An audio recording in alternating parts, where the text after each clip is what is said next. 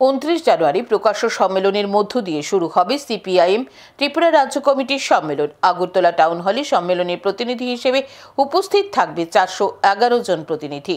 তারপর 2 থেকে 6 April CPIM দলের পার্টি কংগ্রেস অনুষ্ঠিত হবে তামিলনাড়ুর মাদুরাই শহরে। সিপিআইএম ত্রিপুরা রাজ্য কার্যালয়ে সাংবাদিক সম্মেলন করে এই সংবাদ জানান সিপিআইএম রাজ্য সম্পাদক জিতেন্দ্র চৌধুরী। রাজ্যের 8টি জেলার সিপিআইএম-এর জেলা কমিটির সম্মেলন সম্পন্ন হয়েছে। আগামী 29, 30 ও 31 জানুয়ারি আগরতলা টাউন হলে সিপিআইএম ত্রিপুরা রাজ্য কমিটির 24তম রাজ্য সম্মেলন অনুষ্ঠিত হবে। এই সম্মেলনকে সামনে রেখে বৃহস্পতিবার সিপিআইএম ত্রিপুরা রাজ্য কমিটির বৈঠক অনুষ্ঠিত হয়। বৈঠকে সম্মেলনের রূপরেখা নির্ধারণ করা হয়। সম্মেলনের ভেন্যুর নামকরণ করা হয়েছে কমরেড সীতারাম ইয়েচুরি এবং কমরেড বুদ্ধদেব ভট্টাচার্য নগর। বৃহস্পতিবার সন্ধ্যায় সিপিআইএম ত্রিপুরা রাজ্য কার্যালয়ে সাংবাদিক সম্মেলন করে এই সংবাদ জানান সিপিআইএম ত্রিপুরা রাজ্য কমিটির সম্পাদক জিতেন্দ্র চৌধুরী।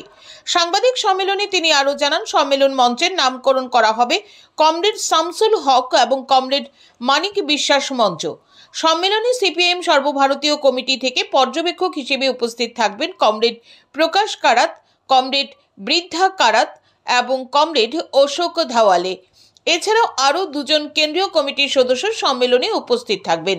তারা হলেন কমরেড রবীন দেব ও কমরেড ডক্টর অরুণ কুমার। দলীয় শৃঙ্খলা মেনে সিপিআইএম দলের সম্মেলন অনুষ্ঠিত হয়। সম্পূর্ণ গণতান্ত্রিক নিয়মে সিপিআইএম-এর সম্মেলন অনুষ্ঠিত হয়। যারা অবজারভার হয়ে আসবেন তারা হলেন কমরেড প্রকাশ কারাত, যিনি এখন আমাদের পার্টির কেন্দ্রীয় কমিটি বা পলিট ব্যুরোর কোঅর্ডিনেটর, সমন্বয়কারী। তার সাথে আরও 2 জন পলিট ব্যুরোর সদস্য, কমরেড বৃন্দা কারাত এবং কমরেড অশোক ধাওয়ালে। কমরেড মানিক সরকার তো আছেনই এখানে।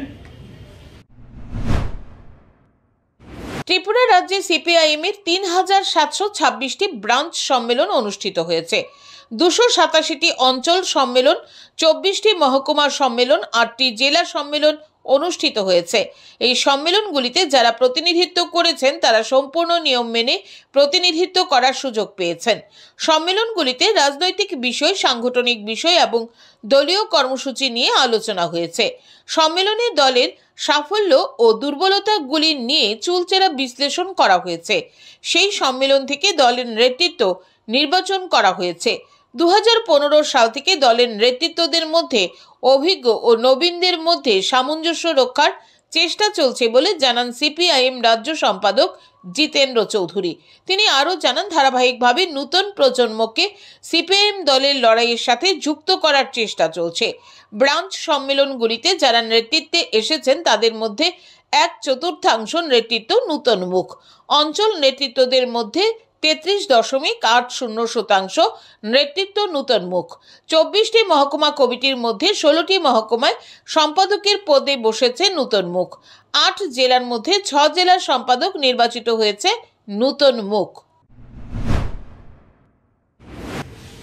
ধারাবাহিকভাবে কিভাবে আমরা নতুন প্রজন্মকে আমাদের লড়াই সংগ্রামে, আমাদের রাজনীতিতে আমরা তাদেরকে অন্তর্ভুক্ত করতে পারি, সেই প্রচেষ্টা জারি আছে। এবং এবারও এখন অবধি যে সম্মেলনগুলো হয়েছে সেখানে যে রিপোর্ট এসছে, আমাদের এই ব্রাঞ্চ সম্মেলনগুলোতে যারা নেতৃত্বে এসছেন সেখানে প্রায় 1/4 নেতৃত্ব, অর্থাৎ সেক্রেটারি নতুন মুখ, 25.68%। সিপিআইএম ত্রিপুরা রাজ্য কমিটির সম্মেলনে মোট 411 জন প্রতিনিধি অংশগ্রহণ করবে বলে জানান জিতেন্দ্র চৌধুরী। তিনি আরও জানান, 411 জন প্রতিনিধির মধ্যে 74 জন বর্তমান রাজ্য কমিটির সদস্য। বাকি প্রতিনিধিরা জেলা স্তরের কমিটি থেকে নির্বাচিত হয়ে সম্মেলনে যোগদান করবেন। 29 জানুয়ারি প্রকাশ্য সমাবেশের মাধ্যমে সম্মেলন শুরু হবে।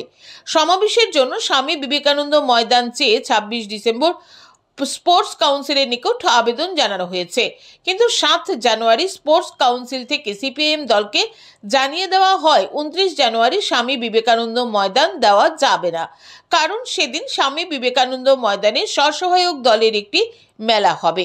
স্পোর্টস কাউন্সিল থেকে চিঠি পাওয়ার পর বিষয়টি মুখ্যমন্ত্রীর নজরে নিয়ে যাওয়া হয়, কিন্তু মুখ্যমন্ত্রীর কাছ থেকেও কোনো সদুত্তর পাওয়া যায়নি। তাই রবীন্দ্র শতবার্ষিকী ভবনের সামনে সমাবেশ করার সিদ্ধান্ত নেওয়া হয়। এই বিষয়ে রাজ্য পুলিশকে চিঠি দেওয়া হয়। তারপর পশ্চিম জেলার পুলিশ সুপারের সাথে যোগাযোগ করা হয়। জেলা পুলিশ সুপার রবীন্দ্র শতবার্ষিকী ভবনের সামনে সমাবেশ করার জন্য সম্মতি দিয়েছেন, কিন্তু মহকুমাগুলি থেকে যে সংখ্যক লোক সমাবেশে আসবে বলে খবর, তাতে রবীন্দ্র শতবার্ষিকী ভবনের সামনে জায়গা হবে না। তাই পুনরায় মুখ্যমন্ত্রীর সাথে যোগাযোগ করা হয় এবং উমাকান্ত ময়দানের সামনের জায়গাটি সমাবেশের জন্য চাওয়া হয়, কিন্তু মুখ্যমন্ত্রী এখনো কোনো কিছু জানাননি। তাই ধরে নেওয়া হচ্ছে উমাকান্ত ময়দানের সামনেই সমাবেশ হতে পারে। 29 জানুয়ারি দুপুর 12:30 থেকে শুরু হবে সমাবেশ। তো গতকাল ওনাকে ফোন করে আবার বলি, ওনাকে সবটা খুলেই বলি। দেখুন, একদিকে হলো 3 বছর অন্তর সম্মেলন, যেগুলো রাজনৈতিক দলেরই সবসময় এটা হয় না। তিনি যুক্তিকতা স্বীকারও করলেন যে আমরা তো এখন যা চেয়েছি আপনি যখন সেইটা দেবেন না, আপনারই দপ্তর আরবান ডেভেলপমেন্ট, তো রবীন্দ্র শতবার্ষিকী ভবনের সামনে করবো। সাংবাদিক সম্মেলনে জিতেন্দ্র চৌধুরী আরও জানান, আগামী 2 থেকে 6 এপ্রিল সিপিআইএম দলের পার্টি কংগ্রেস অনুষ্ঠিত হবে তামিলনাড়ুর মাদুরাই শহরে। সেখানে ত্রিপুরা রাজ্য থেকে 40 জন প্রতিনিধি, 2 জন পর্যবেক্ষক এবং পদাধিকারী বলে 6 জন কেন্দ্রীয় কমিটির সদস্য অংশগ্রহণ করবে। Bureau report, news today.